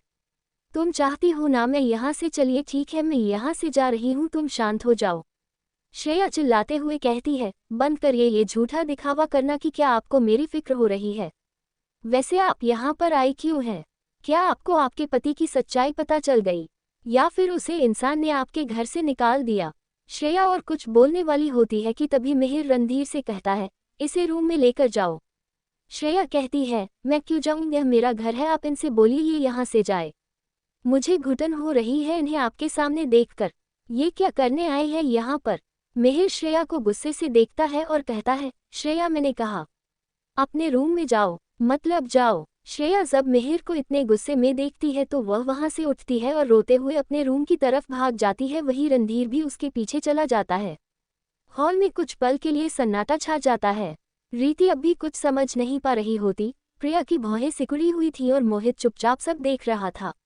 दादाजी की आंखों में एक अजीब सी बेचैनी थी, जैसे उन्हें किसी अनहोनी का अंदेशा हो। मिहिर रोशनी जी की तरफ देखता है और फिर कहता है, आप वहां पर खड़ी क्यों हैं? यहाँ पर आकर बैठिए। रोशनी जी उसकी बात मानकर सोफे पर बैठ जाती है और फिर मिहिर को देखते हुए कहती है, तुम सही थे मिहिर, उसने हमें हरा दिया, उसने मुझे मेरा सब कुछ ले लिया। मिहिर कहता है, लेकिन ऐसे कैसे हो सकता है? वो प्रॉपर्टी पेपर्स नकली थे ना? रोशनी जी कहती है, मैंने वही पेपर रखे थे जो तुमने दिया था, लेकिन उसने उन पेपर्स की जगह पर असली पेपर रख दिए थे। ओके, उसने मुझे सिग्नेचर करवा लिया और मैं कर भी दिया, ये सोचकर किया पेपर्स तो नकली है। तभी बाहर से तेज कदमों की आवाज आती है और एक जोर की आवाज के साथ दरवाजा है और अनुराग अपने चेहरे पर एक जीत वाली मुस्कान लिए अंदर आता है और रोशन जी को देखते हुए कहता है, मुझे पता था तुम मुझे यहीं पर मिलोगी। और फिर वह मिहिर की तरफ देखते हुए कहते हैं, वैसे बेटे तुमने दिमाग तो काफी लगाया था, लेकिन तुम शायद ये भूल गया था कि मैं तुम्हारा बाप हूँ। हम बेटा चाहे जितना भी समाचार, लेकिन अपने बाप से आगे तो नहीं निकल सकता है ना? मिहिर उनको गुस्से से देखता है और कहता है, सही कहा आपने, मुझसे गलती तो हुई है, मुझे थोड़ा सा ध्यान तो रखना चाहिए था। वैसे आप टेंशन मत करिए, अभी भी मेरे लिए देरी नहीं हुई है, मैं जल्द ही आपको बर्बाद कर दूंगा। अनुराग जी कहते हैं, तुम और मुझे बर्बाद करोगे, बस सपने देखते रहो। और वैसे भी अब बर्बाद होने की बारी मेरी नहीं तुम्हारी है। जिस तरह से मैं तुम्हारी तुमसे बॉयफ्रेंड से नहीं थी ना, उसी तरह से मैं एक एक करके तुमसे तुम्हारी सारी खुशियां छीन लूंगा। वैसे तुम्हारी बीवी तो सच में काफी क्यूट है। अब समझ में आ रहा है तुम सिया कुछ नहीं जल्दी भूल कैसे गए। अगर तुम्हारी जगह मैं भी होता तो मैं भी भूल जाता इतनी सुंदर बीवी को पाकर। अनुराग की बात खत्म होते ही हॉल का माहौल जैसे जम सा जाता है। रीति का चेहरा सफ़ेद पड़ जाता है। प्रिया और मोहित एक दूसरे की तरफ देखते हैं। दादाजी की उंगलियां छड़ी पर कस जाती हैं। मिहिर कुछ सेकंड चुप रहता है, इतना शांत कि वो शांति ही डरावनी लगने लगती है। फिर वह धीरे धीरे आगे बढ़ता है, उसकी आंखें अनुराग पर टिकी होती हैं और फिर मिहिर गुस्से भारी आवाज में कहता है, मेरी बीवी पर नजर डालने से पहले अपनी औकात देख लेना चाहिए थी। आपने मुझसे प्रॉपर्टी छीनी है, मैंने कुछ नहीं किया। मॉम को धोखे में रखा, फिर भी मैंने कुछ नहीं किया। श्रेया की ना जाने कितनी बार जान लेने की कोशिश की लेकिन फिर भी मैंने कुछ नहीं किया। लेकिन जो आपने अभी किया ना, उससे आपने अपनी कब्र खुद खो दी है। आपने मुझे हल्के में लिया क्योंकि आप समझ बैठे कि मैं अभी भी आपका बेटा हूँ। लेकिन आज पहली बार मैं आपको बता दूँ, आप मेरे बाप नहीं हैं। और याद रखिए, जिस दिन मैं खेल पर उतर आया उस दिन आप भीख मांगने की हालत में होंगे। मिहिर फिर आखिरी लाइन बेहद धीमी लेकिन जहर से भरी आवाज में कहता है, और अब मैं आपको नहीं रोकूंगा क्योंकि मैं अपने दुश्मनों को रास्ता देता हूँ, इज्जत नहीं। और अब दफा हो जा यहाँ से, इससे मैं तुम्हें धक्के मार के यहाँ से निकलवाऊं। अब आगे। अनुराग जी फिर रोशनी जी की तरफ देखते हैं और कहते हैं, तो क्या मैं सच में चला जाऊंगा वाइफी?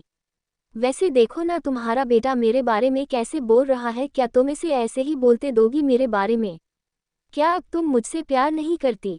रोशनी जी उन्हें गुस्से में देखती है और कहती है, प्यार? वो तो मैं तुमसे बहुत ज्यादा करती हूँ, इतना ज्यादा कि अब मेरा भी प्यार तुम्हें जहन्नम पहुँच जाएगा। अनुराग जी उनकी बातें सुनकर जोर जोर से हंसने लगते हैं और कहते हैं, फिर तो मुझे इंतजार रहेगा उसे दिन का।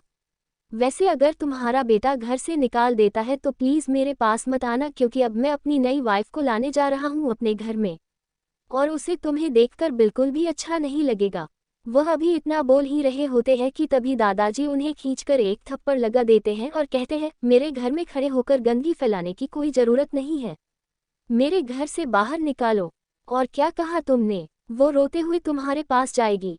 तुम्हें क्या सच में ऐसा लगता है जिसने करोड़ की प्रॉपर्टी एक सेकंड में तुम्हारा नाम कर दी, वो तुम जैसे भिखारी से भीख मांगेगी? मतलब हद है, अब एक भिखारी कब से दूसरों को भीख देने लगा? अनुराग जी उन्हें गुस्से से देखते हैं और कहते हैं, बस यही एटीट्यूड मुझे पसंद नहीं आता है। वह आगे भी कुछ बोलने वाले होते हैं तभी मिहिर उनकी बात को बीच में ही काट देता है और कहता है, तुम्हें क्या सुनाई नहीं देता, या फिर तुम सच में बहरे हो? अनुराग जी उसे गुस्से से देखते हैं और फिर पैर पटकते हैं वहां से चले जाते हैं। उसके जाते ही रोशनी से भी वहां से जाने लगती है तभी मिहिर उनके सामने आकर खड़ा हो जाता, कहता है, आप कहाँ जा रही है? रोशनी जी कहती है, ये तो पता नहीं लेकिन कहीं ना कहीं तो चली ही जाऊंगी।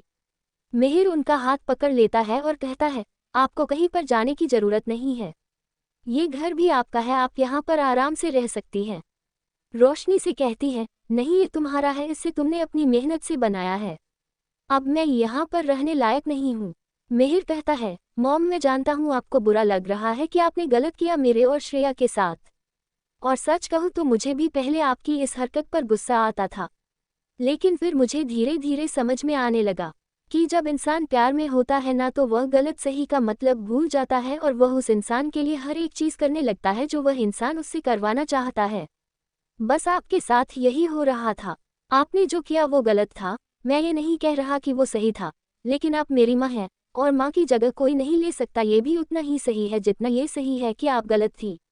रोशनी जी की आंखों से आंसू छलक पड़ते हैं, वो कांपती आवाज में कहती है, मिहिर मैंने तुम्हें और श्रेया को बहुत दर्द दिया है, मैं खुद को माफ नहीं कर पा रही हूँ, तो तुम मुझे कैसे माफ कर सकते हो? मिहिर उनके कंधे पर हाथ रखता है और कहता है, क्योंकि अगर मैं भी आपको छोड़ दूं तो मेरे और आप में कोई फर्क नहीं रह जाएगा। दादाजी चुपचाप ये सब देख रहे होते हैं, वो आगे बढ़ते हैं और भारी आवाज में कहते हैं, गलती की है, सजा मिलेगी, लेकिन सजा का मतलब ये नहीं कि इंसान को बेसहारा कर दिया जाए। रोशनी जी दादाजी के पैरों की तरफ झुकने लगती हैं, लेकिन दादाजी उन्हें पकड़ लेते हैं और कहते हैं, बस बहुत हो गया रोशनी, अब और गिरने की जरूरत नहीं है। रोशनी जी फूट फूट कर रोने लगती हैं। मिहिर पहली बार उन्हें सीने से लगा लेता है और फिर धीरे से कहता है, मॉम ये घर आपका था, है और रहेगा, आप कहीं नहीं जाएंगी। रोशनी जी कहती है, थैंक यू मुझे अकेला न छोड़ने के लिए, लेकिन क्या तुम मेरे लिए कहीं और रहने का बंदोबस्त कर सकते हो? क्योंकि मैं श्रेया को अब और दुखी नहीं कर सकती अपनी वजह से। उसकी बात सुनकर दादाजी कहते हैं, इसकी कोई ज़रूरत नहीं है, हम उसे देख लेंगे। वो बस थोड़ी देर के लिए गुस्सा है, थोड़ी देर में वह अपने आप ठीक हो जाएगी। वह सब आपस में बातें कर रहे होते हैं कि तभी उन सबके कानों में किसी के रोने की आवाज़ जाती है, जिससे वह तीनों को एकदम हैरान हो जाते हैं और फिर उस दिशा में देखते हैं जहां से रोने की आवाज़ आ रही थी। और मिहिर जैसे ही उधर देखता है वह एकदम हैरान हो जाता है और फिर वह उसके पास जाते हुए कहती है, रीति क्या हुआ? क्यों रो रहा है बेबी? रीति रोते हुए कहती है, क्योंकि वो आंटी रो रही है ना, इसलिए मुझे भी रोना आ गया। रोशनी जी जो थोड़ी दूर खड़ी रीति को ही देख रही होती है और जब वह उसकी इतनी क्यूट तरीके से बोलते हुए देखनी है तो उनके चेहरे पर स्माइल आ जाती है और वह स्माइल करते हुए कहती है, मिहिर तुमने इतनी क्यूट सी लिटिल रैबिट मिली है, मुझे तो पता ही नहीं था। रीति जब उसकी बात सुनती है तो वह रोना बंद कर देती है और फिर मुंह फूलते हुए कहती है, मैं लिटिल रैबिट नहीं हूँ, मैं तो रीति हूँ। हस्बैंड आप इन आंटी को बताओ ना मैं कौन हूँ। मिहिर मुस्कुराते हुए झुककर रीति के गाल पर हल्की सी चुटकी लेता है और प्यार से कहता है, मॉम बिल्कुल सही कह रही है, तुम मेरी लिटिल रैबिट हो। और हाँ, ये तुम्हारी भी मॉम है आंटी नहीं, इसलिए तुम अब से इन्हें मॉम बोलना।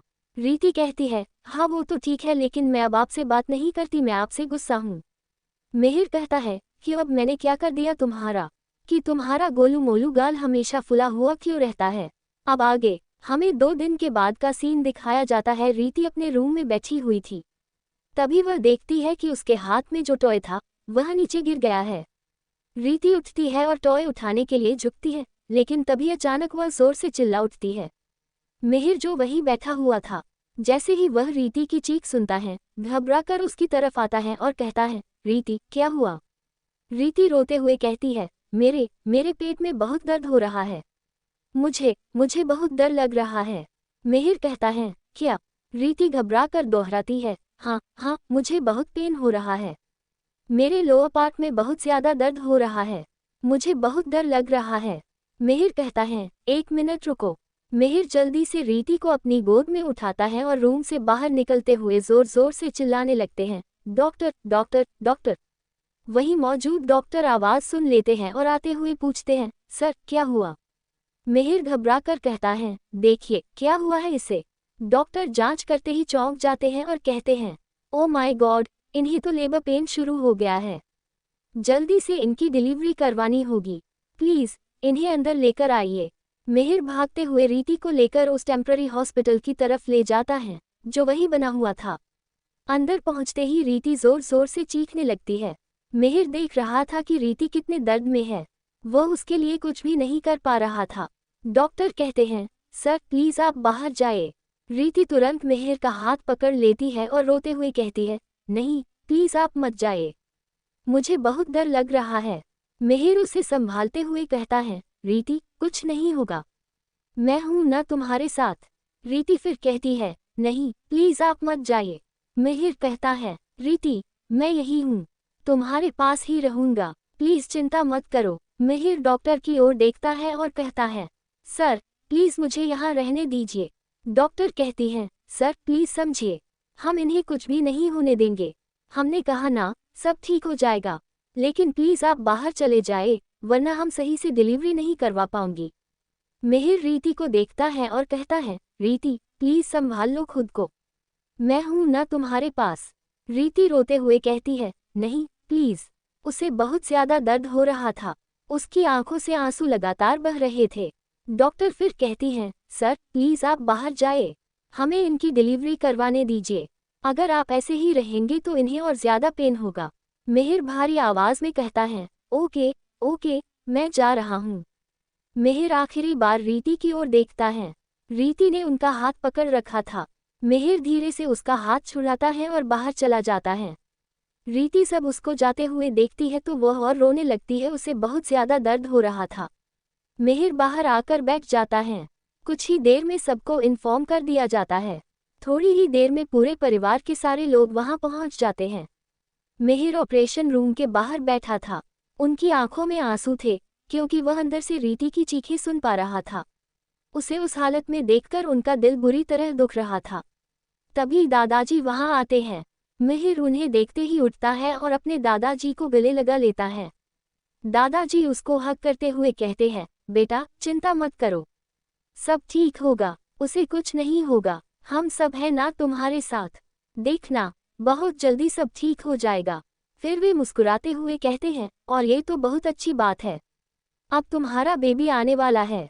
मिहिर अपनी कांपती आवाज में कहता है, लेकिन मुझे डर लग रहा है, कहीं रीति को कुछ हो गया तो। दादाजी कहते हैं, बेटा उसे कुछ नहीं होगा, हम सब यहाँ हैं तुम्हारे पास। मिहिर धीरे से सिर हिला देता है। सभी लोग मिलकर मिहिर को शांत करवाते हैं। थोड़ी देर बाद ऑपरेशन रूम की लाइट बंद हो जाती है। सब लोग बस उसी दरवाजे की तरफ देख रहे थे। तभी ऑपरेशन रूम का दरवाज़ा खुलता है। सभी लोग गेट के पास चले जाते हैं। डॉक्टर बाहर आता है। उनके चेहरे पर एक हल्की सी थकी हुई स्माइल थी। मिहिर ये देखकर डर जाता है और तुरंत पूछता है, रीति कैसी है डॉक्टर? डॉक्टर मिहिर की ओर देखती है और कहती है, मिस्टर राजपूत, हमें आपको ये बताते हुए। मिहिर बीच में ही बोल पड़ता है, नहीं प्लीज़ प्लीज़ आप ऐसे मत बोलिए, मेरा दिल बैठ रहा है। डॉक्टर कहती हैं, मिस्टर राजपूत प्लीज़ खुद को संभालिए, अब हम जो बताने जा रहे हैं। मिहिर कहता है, नहीं प्लीज़ कुछ भी गलत मत बोलिए। डॉक्टर जैसे ही बोलने वाली होती है, मिहिर अचानक दौड़कर अंदर रूम में चला जाता है। अंदर जाकर वह देखता है कि रीति बेड पर लेटी हुई है। उसकी आंखें बंद थीं, वह पूरी तरह बेहोश थी। मिहिर उसे इस हालत में देखकर दौड़कर उसके पास जाता है और कहता है, रीति तुम ठीक हो ना? प्लीज़ प्लीज़ अपनी आंखें खोलो, मुझे ऐसे मत डराओ। तभी एक नर्स आगे आती है और कहती है, सर प्लीज़ अभी ये बेहोश हैं, अभी नहीं उठेगी, पहले हमें इन्हें क्लीन करने दीजिए। फिर नर्स मुस्कुराकर कहती है, और आपको मुबारक हो, बेबी बॉय हुआ है। ये सुनते ही मिहिर के चेहरे पर एक बड़ी सी मुस्कान आ जाती है। वह नर्स की गोद में देख रहे बेबी को देखता है, फिर रीति की ओर देखता है और उनकी आंखों से आंसू बहने लगते हैं। नर्स कहती है, सर प्लीज़ आप बाहर वेट कीजिए, कुछ ही देर में इन्हें दूसरे रूम में शिफ्ट कर दिया जाएगा, तब आप आराम से मिल सकते हैं, तब तक इन्हें होश भी आ जाएगा। मिहिर कहता है, ओके। मिहिर फिर बाहर आ जाता है। करीब 10 मिनट बाद नर्स फिर बाहर आती है और कहती है, सर आपके वाइफ को बेबी बॉय हुआ है। ये सुनते ही दादाजी की आंखों से आंसू रुकने का नाम नहीं लेते। वह दादा बन गए थे, आज उनका ग्रैंडचाइल्ड इस दुनिया में आया था। पूरा परिवार मिहिर को कांग्रेचुलेशंस देता है। फिर मिहिर बेबी को अपनी गोद में लेता है। जैसे ही बेबी उनके हाथों में आता है, मिहिर खुद को रोक नहीं पाता। वह उसके माथे पर जल्दी से किस करते हैं और कहता है, my angel thank you so much मेरी ज़िंदगी में आने के लिए, थैंक यू सो मच मुझे इतनी बड़ी खुशी देने के लिए। इतना कहकर मिहिर बेबी को अपने सीने से लगा लेता है। अब हमें 1 घंटे बाद का सीन दिखाया जाता है। रीति अपने रूम में बेड पर लेटी हुई थी और उसकी आंखें अभी भी बंद थीं। मिहिर उसके पास बैठा हुआ था और रीति के पास उसका बेबी सोया हुआ था। मिहिर बस उसे देख रहा था, कभी इधर कभी उधर। उनकी आंखें बार बार ब्लिंक हो रही थीं। उसे यकीन ही नहीं हो रहा था कि वह फादर बन गया है। उनका बेबी उनकी आंखों के सामने था, फिर भी उन्हें समझ नहीं आ रहा था कि वह इस वक्त क्या फील कर रहा है। तभी वहां रोशनी जी आती है और कहती है, मिहिर। मिहिर कहता है, हाँ मॉम। रोशनी जी कहती है, बेटा तुम आराम कर लो, कब से ऐसे बैठे हो, मैं हूँ रीति के पास। मिहिर कहता है, नहीं मॉम प्लीज़ आप जाइए, मैं हूँ इसके पास, आप चिंता मत करिए, मैं बिल्कुल ठीक हूँ। रोशनी जी कहती है, हाँ बेटा मैं जानती हूँ तुम ठीक हो, लेकिन ऐसे ही कब तक बैठे रहोगे, उसे होश आ जाएगा। मिहिर कहता है, हाँ मॉम। तभी रीति धीरे से कहती है, हस्बैंड। मिहिर उसकी आवाज़ सुनते ही तुरंत रीति की तरफ देखता है। रीति की आंखें बंद थीं, लेकिन वह धीरे धीरे उन्हें खोल रही थी। मिहिर तुरंत उसका हाथ पकड़ लेता है और कहता है, मैं यही हूँ। रीति धीरे धीरे अपनी आंखें पूरी तरह खोलती है और सामने मिहिर को देखती है। उसके चेहरे पर दर्द भरे एक्सप्रेशन थे। मिहिर समझ रहा था कि उसे बहुत दर्द हुआ था। मिहिर फिर कहता है, तुम ठीक हो ना? रीति कहती है, हाँ मैं ठीक हूँ। हमारा बेबी? मिहिर कहता है, बेबी बिल्कुल ठीक है। फिर रीति अपना चेहरा साइड में करती है। उसके पास उसका बेबी बॉय सोया हुआ था। रीति बेबी को देखकर कहती है, ये कितना प्यारा है, बिल्कुल आपकी तरह। मिहिर मुस्कुराकर कहता है, नहीं री, ये बिल्कुल तुम्हारी तरह है, प्यारा। रीति हल्की सी स्माइल करती है। तभी रोशनी जी कहती है, री बेटा ठीक हो? रोशनी जी की आवाज़ सुनते ही रीति उनकी तरफ देखती है और कहती है, मॉम आप? रोशनी जी कहती है, हाँ बेटा तुम ठीक हो? कहीं दर्द तो नहीं हो रहा? रीति कहती है, नहीं मॉम, मुझे दर्द नहीं हो रहा, मैं ठीक हूँ। रोशनी जी कहती है, ओके, तो मैं किसी को तुम्हारे चेकअप करने के लिए भेज देती हूँ। रीति कहती है, हाँ। इसके बाद रोशनी जी वहाँ से चली जाती है। मिहिर और रीति काफ़ी देर तक एक दूसरे को देखते रहते हैं। अब इवनिंग का सीन दिखाया जाता है। सभी लोग रीति के रूम में होते हैं और उसे कांग्रेचुलेशंस विश कर रहे होते हैं। रीति बहुत अच्छा फील कर रही थी। उसकी गोद में बेबी था और वह सबको बेबी दिखा रही थी। इसी तरह पूरा दिन बीत जाता है। अब नाइट का सीन। रीति सोई हुई थी। मिहिर पास बैठा हुआ था और टकटकी लगाए अपने बेबी को देख रहा था, जो सोने का नाम ही नहीं ले रहा था। कुछ देर बाद रोशनी जी आती है और कहती है, मिहिर बेटा, क्या हुआ? तुम सोए नहीं? मिहिर कहता है, हाँ मॉम, मुझे नींद नहीं आ रही। रोशनी जी कहती है, मुझे पता है तुम्हें भी नींद आ रही होगी। पूरा दिन तुम काम करते रहे हो, थक भी गए हो। एक काम करो, मैं सबका ख्याल रखती हूँ, तुम सो जाओ। मिहिर कहता है, नहीं मॉम, ऐसी कोई बात नहीं है, प्लीज़ आप सो जाए, आराम करिए। रोशनी जी मुस्कुराकर कहती है, मिहिर मैं जानती हूँ, इधर आओ। मिहिर अपनी मॉम के पास जाता है। रोशनी जी सोफे पर बैठ जाती है और कहती है, यहाँ सिर रखो। मिहिर वैसा ही करता है और अपनी मॉम की गोद में सिर रख देता है। रोशनी जी प्यार से उन्हें सुला देती है। मिहिर बहुत ही सुकून से अपनी मॉम की गोद में सो जाता है। वही रोशनी जी के चेहरे पर एक सॉफ्ट सी संतुष्ट मुस्कान थी। अब आगे। कुछ ही देर बाद मिहिर गहरी नींद में सो जाता है। रोशनी जी उसे देखते है कि वह पूरी तरह सो चुका है। वह कुछ पल तक यूं ही हल्के हाथों से उसे थपथपाता रहती है और फिर वह रीति की तरफ देखती है। रीति बहुत ही प्यारे तरीके से सो रहा होती है। उसके पास उसका बेबी भी चैन से सोया होता है। ये देखकर रोशनी जी के चेहरे पर एक हल्की सी मुस्कान आ जाती है। वह ध्यान से मिहिर को ठीक से करती है क्योंकि मिहिर काउच पर ही सो गया था। काउच काफी बड़ा था, इतना कि एक इंसान आराम से सो सके। रोशनी जी उसके सिर के नीचे सॉफ्ट कुशन ठीक करती है, फिर उठकर एक ब्लैंकेट ले आती है और मिहिर को अच्छे से उड़ा देती है। इसके बाद वह पास जाकर रीति को चेक करती है। रीति भी गहरी नींद में थी। रोशनी जी उसे भी ठीक से कवर करती है और फिर उसकी नज़र बेबी पर जाती है जो अब पूरी तरह सो चुका होता है। रोशनी जी हल्की आवाज़ में मुस्कुराते हुए कहता है, गुड नाइट। फिर वह कमरे से बाहर आ जाती है। बाहर आकर उसे ख्याल आता है कि एक बार श्रेया को भी चेक कर लेना चाहिए। यही सोचकर वह श्रेया के कमरे की तरफ बढ़ जाती है।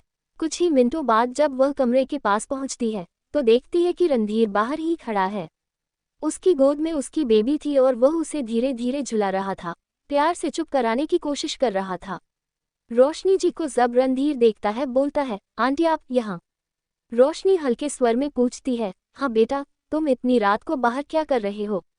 रणधीर जवाब देता है, आंटी, वो श्रेया सो रही थी, मैं उन्हें डिस्टर्ब नहीं करना चाहता था। बेबी रो रही थी तो मैं उसे बाहर ले आया। आजकल वो वैसे भी ठीक से सो नहीं पा रही हैं। ये सुनकर रोशनी थोड़ी देर के लिए चुप हो जाती है और फिर प्यार से कहती है, ओह अच्छा, कोई बात नहीं बेटा। वह बेबी की तरफ देखती है जो अब शांति से सो चुकी थी। रोशनी मुस्कुराकर कहती है, देखो अब ये सो गई है, अब तुम भी जाओ और आराम करो। रणधीर सिर हिलाता है और बेबी को और कसकर संभाल लेता है और फिर धीरे से कहता है, ठीक है आंटी। इतना कहकर वह जाने लगता है। तभी पीछे से रोशनी कहती है, रणधीर। रणधीर वहीं रुक जाता है और पलटकर कहता है, जी आंटी। रोशनी जी कुछ पल उसे देखती रहती है, फिर नर्म लेकिन गंभीर आवाज में कहती है, बेटा, मेरी बात का बुरा मत मानना, लेकिन अब मैं चाहती हूँ कि तुम और श्रेया अब शादी कर लो। रणधीर चौंक जाता है। रोशनी जी आगे कहती है, ऐसे बिना शादी किए तुम दोनों का साथ रहना ठीक नहीं है। 4 लोग हैं, कुछ न कुछ तो बोलेंगे ही, और मैं नहीं चाहती कि जब तुम्हारी बेबी बड़ी हो तो उसे किसी भी तरह की बातें या तकलीफ झेलनी पड़े। वह एक पल रुकती है और फिर कहती है, मुझे लगता है अब तुम्हें श्रेया से इस बारे में बात करनी चाहिए। रणधीर की आंखों में उलझन साफ दिखने लगती है। वह धीमी आवाज में कहता है, आंटी, मैंने इस बारे में बहुत सोचा है। हमारी रिलेशनशिप पहले से बेहतर जरूर है, लेकिन अभी भी उस तरह की नहीं है। वह गहरी सांस लेता है। हम दोनों साथ रहते हैं, बेबी का ख्याल रखते हैं, एक दूसरे की केयर करते हैं, लेकिन मैं डरता हूँ कुछ बातों को लेकर। मुझे नहीं पता मैं उससे कैसे बात करूँ। मुझे सच में नहीं पता। रोशनी जी उसके कंधे पर हाथ रखती है और कहती है, बेटा, अब बहुत समय हो चुका है और मुझे लगता है कि तुम्हें और श्रेया को अपने रिश्ते को अब एक नाम दे देना चाहिए। वह समझाते हुए आगे कहती हैं, नाम के बिना लोग बहुत सारी बातें करेंगे और आगे जाकर मैं नहीं चाहती कि किसी तरह की कोई परेशानी हो। अगर तुम दोनों बैठकर खुलकर बात करोगे तो मुझे पूरा यकीन है कि सब कुछ सुलझ जाएगा। फिर प्यार से जोड़ती हैं, बेटा तुम्हें सच में श्रेया से बात करनी चाहिए। रणधीर कुछ पल चुप रहता है और फिर सिर झुकाकर कहता है, ओके आंटी, मैं उनसे बात करूंगा। मुझे नहीं पता कैसे, लेकिन मैं जरूर कोशिश करूंगा। वह आगे कहता है, मैं भी ऐसे नहीं रहना चाहता। मैं जानता हूँ मैंने पास्ट में बहुत गलतियां की हैं और मैं उनकी माफ़ी भी मांग चुका हूँ। अब मैं दोबारा कोई गलती नहीं करना चाहता। रोशनी जी हल्की मुस्कान के साथ कहती हैं, यही काफ़ी है बेटा, नीयत सही हो तो रास्ता खुद बन जाता है। रणधीर धीमी आवाज़ में कहता है, आंटी मैं इस बारे में नहीं भाग रहा हूँ। बस चाहता हूँ कि मैं उसे थोड़ा और समय दूँ ताकि वो पूरी तरह कंफर्टेबल हो सके। मैं जानता हूँ कि अभी भी उसके दिमाग से वो सारी बातें पूरी तरह गई नहीं हैं।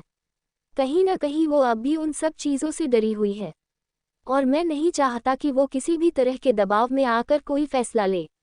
रोशनी जी उसकी बात ध्यान से सुनती है और फिर कहती है, बेटा मैं तुम्हें समझ रही हूँ, लेकिन मैं ये भी जानती हूँ कि बिना पार्टनर के जीना कैसा होता है। तुम दोनों साथ हो, ये बहुत अच्छी बात है, मगर रिश्ते को एक नाम देना भी ज़रूरी होता है। रोशनी की बात सुनकर रणधीर सिर हिलाता है और कहता है, ओके आंटी, मैं ज़रूर उनसे बात करूँगा और जल्दी ही आपको बता दूंगा। रोशनी जी हल्के से मुस्कुराती है और कहती है, ठीक है, अब जाओ, बहुत देर हो गई है। Okay aunty. इतना कहकर रणधीर अपनी बेबी को लेकर कमरे के अंदर चला जाता है और दरवाज़ा बंद कर लेता है। कमरे में आते ही उसकी नज़र श्रेया पर पड़ती है, जो गहरी नींद में सो रही होती है। रणधीर धीरे से बेबी को उनके पास सुला देता है, फिर खुद सोफे पर जाकर लेट जाता है। वह ब्लैंकेट ओढ़ लेता है, लेकिन उसकी नज़र बार बार श्रेया और बेबी पर चली जाती है। उसके मन में चल रहा होता है, हाँ मुझे उनसे बात करनी चाहिए। कब तक ऐसे ही रहेंगे हम? हमारे रिश्ते को भी एक नाम चाहिए। वह सोचता है कि जब भी वह कहीं जाता है, लोग उससे उसके पार्टनर के बारे में पूछते हैं। कई बिजनेस मीटिंग्स में खास तौर पर जहां वह मेहर की जगह जाता है, लोग उसे अपनी बेटियों के लिए वेडिंग ऑफर तक दे देते हैं ताकि रिश्ते और मजबूत हो सकें। लेकिन रणधीर हर बार मना कर देता है। वह साफ कह देता है, मेरी जिंदगी में पहले से ही एक स्पेशल पसंद है और उसके अलावा मैं किसी के बारे में सोचना भी नहीं चाहता। इसी सोच के साथ वह तय करता है, हाँ मैं जल्द ही श्रेया को वेडिंग के लिए प्रपोज करूंगा। लेकिन उससे पहले वह जानना चाहता है कि क्या श्रेया भी अपने फ्यूचर को मेरे साथ देखती है। इन्हीं ख्यालों के बीच रणधीर कब सो जाता है उसे खुद पता नहीं चलता। नेक्स्ट मॉर्निंग सुबह हो चुकी होती है। रीति धीरे धीरे अपनी आंखें खोलती है। जैसे ही उसकी नज़र पास जाती है, वह देखती है कि उसका बेबी वहीं उसके पास सोया हुआ है। रीति के चेहरे पर अपने आप एक मुस्कान आ जाती है। वह प्यार से बेबी को देखती है और हल्के से उसकी तरफ झुकती है और उसकी फोरहेड पर किस करती है।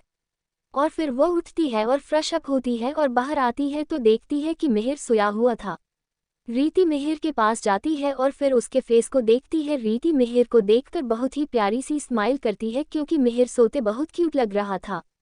रीति उसको देखकर स्माइल करती है और फिर वह जल्दी से मेहर के लिप्स पर उसे एक छोटा सा पैक करती है और जल्दी से उससे दूर हो जाती है और उठकर जाने लगती है ब्लश करते हुए। लेकिन तभी मेहर रीति का हाथ पकड़ लेता है और बोलता है, रीति कहाँ जा रही हो तुम, मुझे ऐसे बीच में छोड़ के। रीति जब मेहर की वॉइस को सुनती है तब वो वहीं पर रुक जाती है और पीछे मुड़कर देखती है। मेहर उठकर बैठ जाता है, उसने अभी भी का हाथ पकड़ा हुआ था। बोलता है, रीति ये बहुत गलत बात है ना। रीति कहती है, मैंने क्या गलत किया। मेहर कहता है, ऐसे सोते हुए इंसान का फायदा उठाना ये तो गलत बात है। रीति उसकी तरफ देखती है और कहती है, वो मैंने किसी और के साथ तो नहीं किया ना, मैंने अपने हस्बैंड के साथ किया है ना। मेहर बोलता है, अच्छा लेकिन फिर भी तुमने गलत किया है और इसकी तुम्हें पनिशमेंट मिलेगी। रीति कहती है, पनिशमेंट, लेकिन वो क्यों। मेहर बोलता है, क्योंकि तुमने विदाउट मेरी परमिशन ऐसा किया। रीति कहती है, अच्छा जब आप मेरे साथ करते हो तो मैं भी आपको रोकती हूँ, लेकिन आप भी तो मेरी परमिशन नहीं लेते हो और फिर भी करते हो। मेहर बोलता है, वो अलग बात है। रीति कहती है, नहीं कोई अलग बात नहीं है, अब मुझे जा दीजिए। मेहर कहता है, नहीं बिल्कुल नहीं। ये बोलकर मेहर रीति के हाथ से ही उसे अपनी ओर खींचता है। रीति सीधा जाकर मेहर के लैप में बैठ जाती है।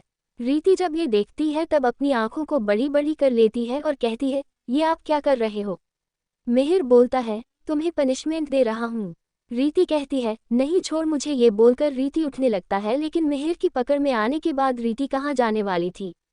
मिहिर रीति को वही सोफे पर लिटा देता है और उसके ऊपर आ जाता है। रीति कहती है, हस्बैंड ये आप। मिहिर कहता है, चुप रहो तुम बिल्कुल। ये बोलकर मिहिर रीति के नेक पर उसे किस करने लगता है। रीति सब मिहिर के लिप्स को फील करती है तो कहती है, ये आप सुबह सुबह क्या कर रहे हो? बेबी अभी भी रूम में है। मिहिर रीति को घूर कर देखता है और बोलता है, रीति तुम्हें पता है बेबी अभी बहुत छोटा है तो उसे तो कुछ भी नहीं पता होगा अभी। और अब बचने की कोशिश करना बंद करो, मैंने तुम्हें बहुत मिस किया है और बहुत टाइम से हमने ये सब किया भी नहीं है। रीति कहती है, हस्बैंड आप ये क्या बोल रही हो? अभी मैंने बेबी को बर्थ दिया है। मिहिर कहता है, तो क्या? और अंदर चुप करो तुम। और फिर वह रीति के नेक पर उसे अब तो और भी ज्यादा वेट किससे करने लगता है, जिससे रीति को टिकलिंग फील हो रही थी। रीति मिहिर के फेस को दूर कर रही थी, लेकिन मिहिर मानने वालों में से कहाँ था। वो तो रीति को टीज किया जा रहा था और बार बार उसकी बॉडी पर किस किया जा था। मिहिर फिर रीति के एक हाथ को पकड़ता है और उसे काउच पर पिन करता है। रीति जब देखती है कि उसका एक हाथ मिहिर ने पकड़ा है तो रीति अपने दूसरे हाथ का यूज करती है उससे बचने के लिए, लेकिन मिहिर रीति के फिर दोनों हाथ को पकड़ता है और ऊपर काउच पर पिन कर देता है और बोलता है, रीति मैंने बोला ना प्लीज, मैं आउट ऑफ कंट्रोल हूँ। रीति ना बहुत ही डरी हुई आंखों से मिहिर को देखती है, क्योंकि वो जानती है अभी उसे पेन हो रहा है क्योंकि बेबी बर्थ दिया है और ऊपर से मिहिर ये इसका कौन सा दिमाग का तार छिड़ गया है। वह अपने मन में कहती है, लगता है मैंने गलती कर दी है मर्निंग को ऐसे मिहिर को छेड़ के। नहीं, उसे नहीं करना चाहिए था, लेकिन जो अब हो गया सो हो गया। मिहिर को अब कोई नहीं रोक सकता। मिहिर रीति के शर्ट के बटन को ओपन कर देता है और उसकी चेस्ट पर उसे किस करने लगता है। रीति मिहिर की लिप्स को बस फील कर रही थी। रीति बस काफी देर तक ऐसा ही फील करती है। मिहिर उसे काफी देर तक ऐसे ही किस करता है, लिक करता है, सक करता है। इसके बाद मिहिर फिर रीति के ट्राउजर की ओर पास आता है और वो अपने माउथ से ही रीति के ट्राउजर को ओपन करता है और फिर रीति की ओर देखता है और एक डेविल स्माइल देता है। मिहिर फिर रीति के ऊपर आता है और फिर वो उसकी लिप्स पर दोबारा से उसे किस करना शुरू कर देता है। मिहिर पूरी तरह से किसके अंदर मेल्ट हो चुका था। अब तो रीति भी मिहिर को नहीं रोक रही थी। मिहिर ऐसे ही काफी देर तक उसको किस करते रहता है, फिर उसकी नेक पर आता है, उसे दोबारा से वहां नेक पर किस करता है। इससे पहले कि रीति अंदर मिहिर खुद को एंटर करवा पाता, जो बेबी बॉय है वो जोर जोर से रोने लगता है। उसके रोने की आवाज सुनकर मिहिर रीति दोनों अपनी आईज को ओपन करते हैं और एक दूसरे देखने लगते हैं। मिहिर फिर बेड और देखता है जहां पर उनका लिटिल बेबी सोया हुआ था। वही रीति उसको रोता हुआ देखकर बहुत ही पैनिक कर जाती है और कहती है, हटिए जल्दी से। मिहिर जल्दी से रीति के ऊपर से साइड होता है। रीति जल्दी से ट्राउजर को पहनती है, फिर वह भागते हुए अपनी बेबी के पास जाती है और उसे देखती है और उसे गोद में लेती है और कहती है, हाँ मेरी बेबी, क्या हुआ मेरे बेबी को? उसे चुप कराने लगती है। वही मिहिर मुंह बनते हुए अपने आप को देखता है और बोलता है, ओ गॉड अब मैं क्या करूं? मिहिर अपनी हालत देखता है क्योंकि वो पूरी तरह से अराउज हो चुका था। मिहिर जल्दी से उठता है, वो वॉशरूम में चला जाता है। रीति उसको जाते हुए देखती है, लेकिन वह कुछ भी नहीं कर सकती थी। रीति फिर बेबी को चुप करवाती है, फिर बेबी को अच्छे से बैग पर रखती है और जब देखती है कि बेबी चुप हो गया है बिल्कुल ही, तो वह एक गहरी सांस लेती है।